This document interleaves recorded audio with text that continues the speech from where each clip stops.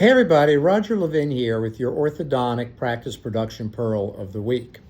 I was on a national meeting for orthodontists recently talking about remote monitoring and how it's going to reshape the future of orthodontics. Now, there are people out there that haven't adopted remote monitoring. It's fairly new.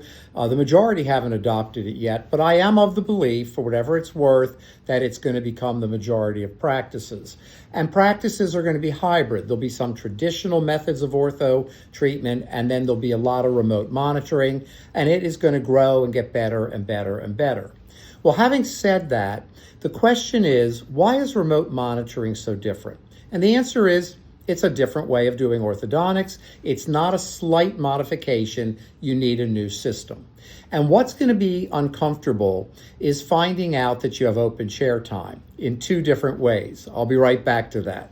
Let's start with the reality that when you begin remote monitoring, you expand your intervals, you have more chair time. And of course, you need to fill that in with referral marketing. We're getting a number of requests now to help orthodontic practices increase the number of new patients because now they have time and room to see those new patients.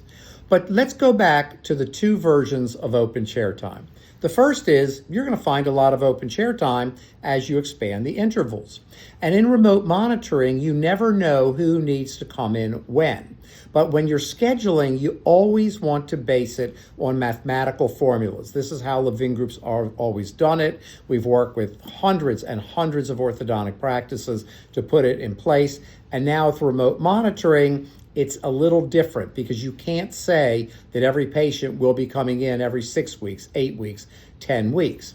So we're putting in open time blocks and leaving them in place so that when you find that a patient needs to be brought in, you've got a place to put them. You don't want to wait 6, 8 weeks or you just delay the finishing of the case or debond in the case of debonds.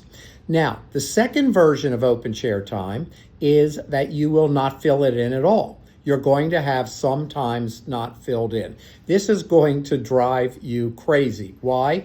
Because orthodontists, like all dentists, hate to see openings in the book because when you see an opening in the book, it means you're not full, you're not productive, and you feel financially bad as well.